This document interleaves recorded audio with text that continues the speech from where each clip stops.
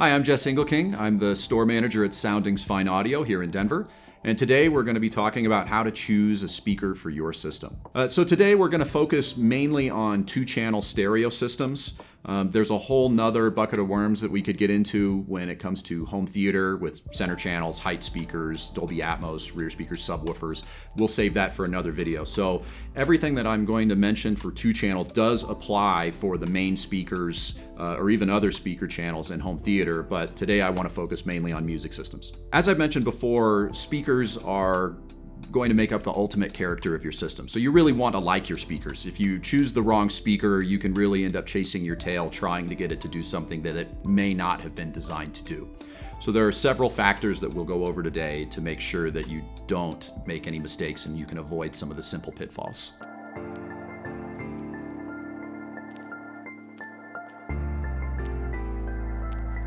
One of the biggest factors in choosing your speaker is making sure that it will play at the volume you want in the size room that you have. Some speakers, you may really fall in love with the sound, but if you have too big of a room, a small speaker may just get lost. If anybody's ever taken a regular stereo speaker and taken it outdoors, it just doesn't work right because most home speakers are designed to have the walls around us. They need the reverberation to actually build up the lowest frequencies and stack the harmonics to create the sound that we really like.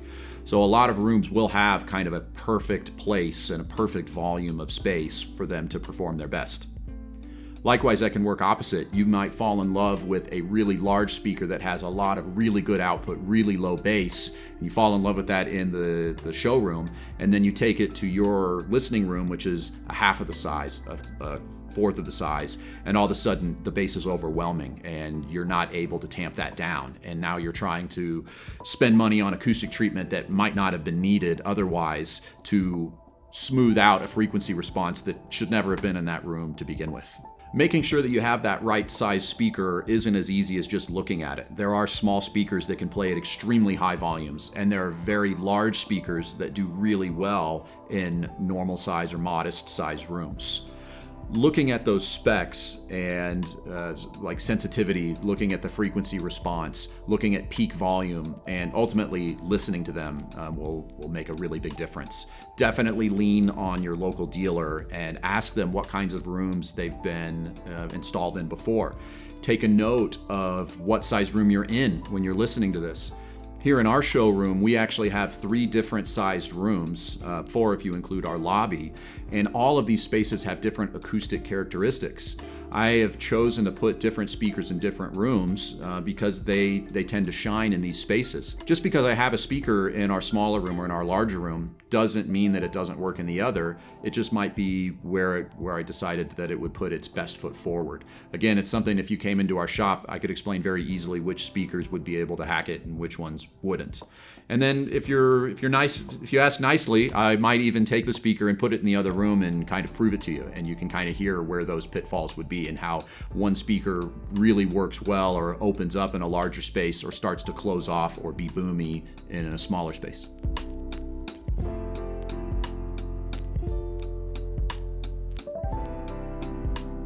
Before we get too far into the speakers themselves, I do want to talk about sound staging. When we choose a speaker and we've set it up properly, one of the things we talk about is getting an open sound stage. Well, what is a sound stage?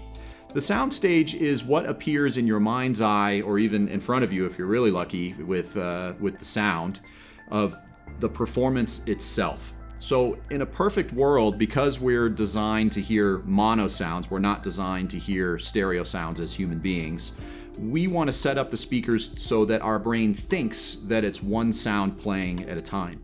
And when that happens, magic really unfolds.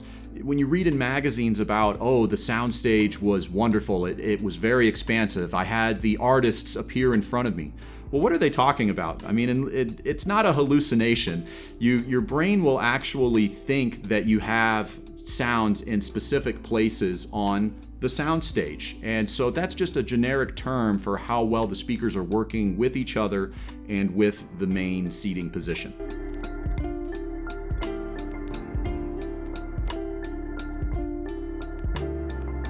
All right, I'm going to say something pretty controversial here.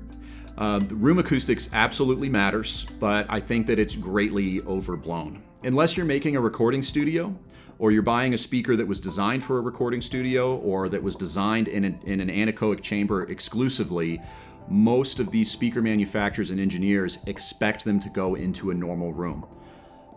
One of the big reasons why we carry more than one speaker brand is some rooms will be better with one speaker over another. If you have low ceilings and a bunch of fluffy furniture and carpeted floor with double padding, your room is going to sound different than maybe a very modern open floor plan that has wood floors and windows that go floor to ceiling on both walls. Both environments can sound excellent, but if you have a speaker that has too many high frequencies, the room that has a bunch of windows might be too bright, whereas that might be the perfect speaker in the room with fluffy pillows all over. And then in the room that has lots of carpet and extra padding and fluffy pillows and oversized furniture, a speaker that might sound sleepy or a little muffled, you put that in the room that has a lot of windows and it may be just the ticket that you need. So I'm not saying that the acoustic panels and those kind of things don't matter. They definitely do. But when you're starting out especially, you can spend a lot of money buying the wrong panels for the wrong space, and you play whack-a-mole trying to chase down a particular frequency that, again, the right speaker choice would have amended right out of the gates.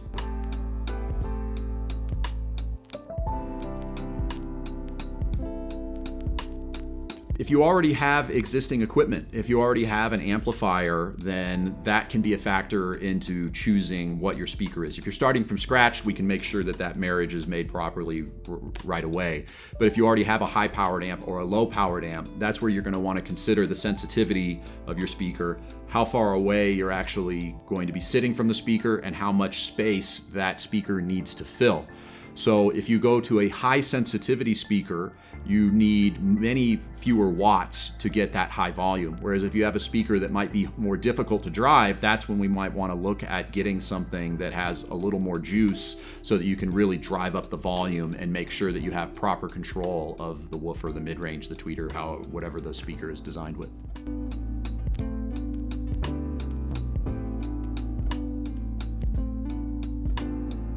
So speaker placement is also something that is a hotly debated topic. I'm very privileged that Soundings has a culture around speaker placement, system setup, and really making beautiful sounding music systems. We subscribe to the master set speaker placement principles, which were developed by Sumiko. We did not invent them, but we have added steps to it that allow us to elevate most systems way beyond what most people think their systems are capable of. I fly all over the country taking existing systems and moving these speakers millimeter by millimeter to get them to produce this wonderful soundstage where the speakers melt away and you actually get a soundstage that wraps around you and you get sound outside of the speakers, not just locked in, not just a center image, but actual instruments placed where they need to be. A lot of recording artists spend a lot of time to make sure that they can create this magic with the music that they make, and most people have never even experienced their favorite artist properly. These recording engineers get paid millions of dollars to make sure that all of this stuff comes out properly, and we owe it to them to set up our speakers to get the maximum amount of frequency that was actually on the recording, to make sure that the soundstage actually unfolds the way that they had designed it. Speaker placement itself is a tough thing to just kind of explain over the video. I can easily give a demo here in the store. I would encourage anybody to come in and ask us about masters and ask us about speaker placement. It's really easy to show off. Most people who have experienced our showrooms understand that the presentation we have is fairly unique. There aren't a lot of places in the country that have very modest speakers, as well as high-end speakers, performing the way that they do. The basis for this, the main principle, is controlling the lowest frequencies and the bass output, maximizing that, and then building all the way up to the highest frequencies. If you've never played with this before, you can do a simple test and you can sit in your main listening position and have someone else at home go and put their head up against the wall and start talking, and then move 6 feet into the room and say the same thing. You'll hear a difference in the chestiness of the voice and the way that their voice fills the room. There is going to be a sweet spot between against the wall and out in the room, where all of a sudden you get this natural type tone. We're trying to achieve that same thing when we're positioning speakers. The way that the speaker is angled, if you're straight on from a speaker compared to off to the side, the speaker will produce different tones. We have to balance all of these things. Some speakers, when they're straight ahead, the sound is actually projected at the floor, so you want to rake back to aim up towards the seating position. There are lots and lots of different moves and methods to make this work. Our system is more of a, it's not me with a golden ear. I do have a lot of experience when it comes to setting these up, but it's more of a compass, and that roadmap with this compass allows us to walk in and produce really high results with speakers that we've never used before. Again, if you have the time, I would encourage you to give us a call or come into the store so that we can give you more details. There's a lot more than I'm able to explain in a single video.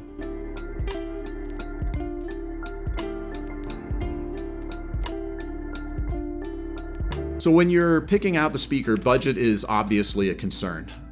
If you're on the budget side, then what we want to do is really make a bullet list of what your must-haves are going to be. A budget speaker is not going to give you everything.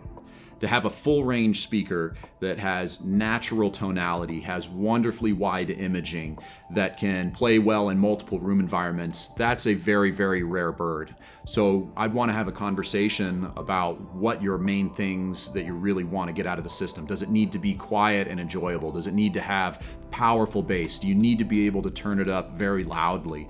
Those things will be the guideposts to get us to the right speaker for you. If you have a few more dollars to spend, we don't have to make as many considerations. We can split hairs over what's really getting you emotionally involved with the music.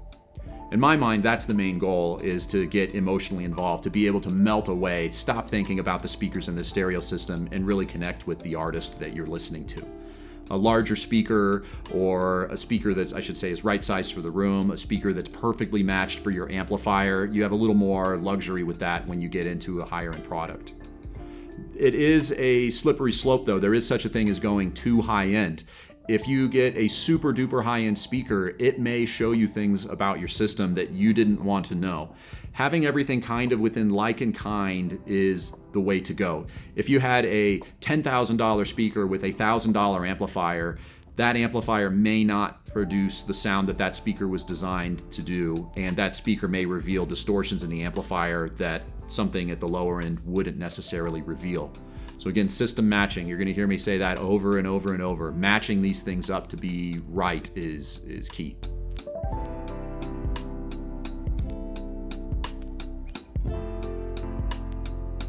Another alternative is to do an active speaker. So most speakers that people have come in contact with are passive, meaning that they need to have another box, another amplifier, extra components that will be connected via speaker wire to the speaker itself.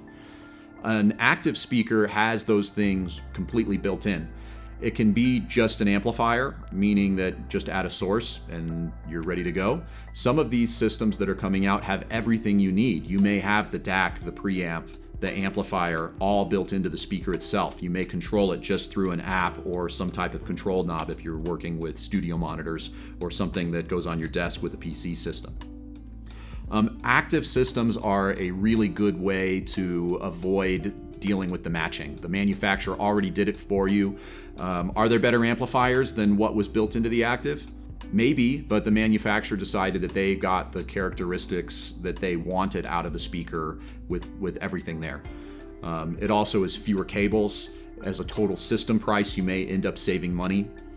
There are also a lot of DSP options that happen with speakers. A lot of the latest all-in-one active speakers, you are using a lot of processing to make up for things that a standard crossover cannot do, to match all the drivers and to make up for imperfections. So an active speaker may be a really good way to get your music playing at a pretty high level right out of the gates, and you don't have to have as much knowledge. The barrier for entry can be can be much lower on a system like that.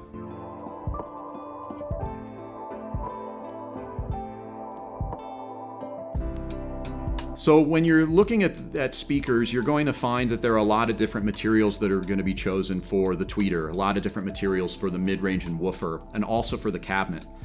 These things definitely make a difference in the tonality. So you'll notice that with aluminum tweeters, there are going to be some characteristics in the high frequencies that will be consistent. In the really high-end, beryllium metal tweeters are very popular because they go up into the very, very highest frequencies.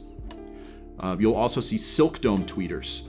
Silk dome tweeters may not have the same frequency extension, so on paper it may not look like it can produce the same frequencies, but in the right environment it may actually be more pleasant. Some people describe the sound as more romantic. In some models and manufacturers, maybe even warmth comes to play. But I want to be very clear that just because you have a particular material does not guarantee that it's going to be bright or that it's going to be warm. A lot of aluminum tweeters have a tendency to, or I should say have a reputation of being a brighter sound, but there are definitely speakers out there that have aluminum tweeters that are not bright. And there are definitely companies that have silk dome tweeters that are not warm. Those can be bright. So the design is ultimately the main thing to look out for. When you see woofer technology, price has a lot to go into why you'd have one material over another. You'll see different types of polypropylene and plastic on affordable models. Again, doesn't automatically make it bad. It might just be better for manufacturing. There are varying degrees of quality within that, just like everything else. Paper cones, I think, are regarded as having a very natural sound. You'll see some of the highest end speakers in the world use paper drivers. And you'll see more advanced materials like carbon fiber. There are special types of carbon fiber that are out there to make the cone lighter, stiffer, faster. They have their own sound quality as well. So, like I've said in many other things, let your ear be your guide. Don't automatically dismiss something because it has X, Y, or Z material, and don't automatically assume that something that has A, B, or C material is going to be superior. Let your ear be your guide. When it comes to cabinets, MDF or wood or plywood, there are different grades of that. That's the most common type of material used for cabinets. The cabinet will affect the resonance. So when the speaker is actually moving, all the sound that's coming out, there's actually an equal amount of sound coming out of the backside of the woofer.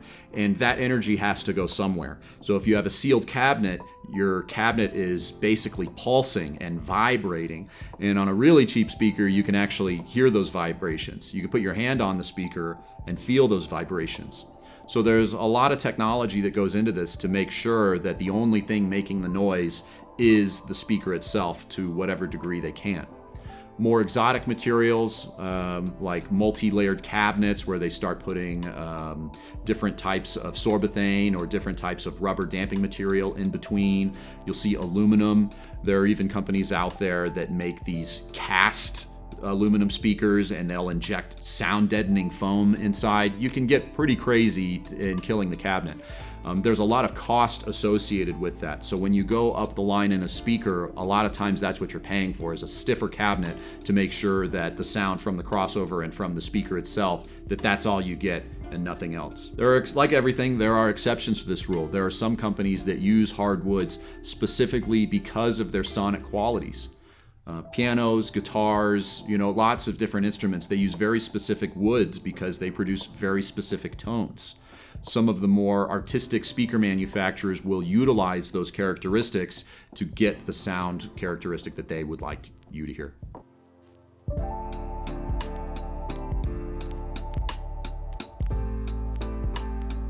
If you decide to go with a stand mount, a monitor, or bookshelf speaker, many names for them, you very well may need a speaker stand. Don't overlook the quality of the stand. You can definitely get something on the lower end side to get things going.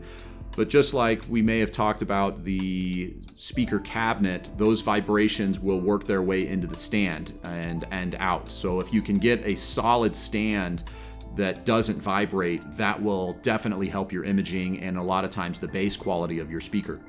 There are diminishing returns with this. It doesn't have to be expensive, but you do want something that is solid. You don't want something that's going to be swaying in the wind.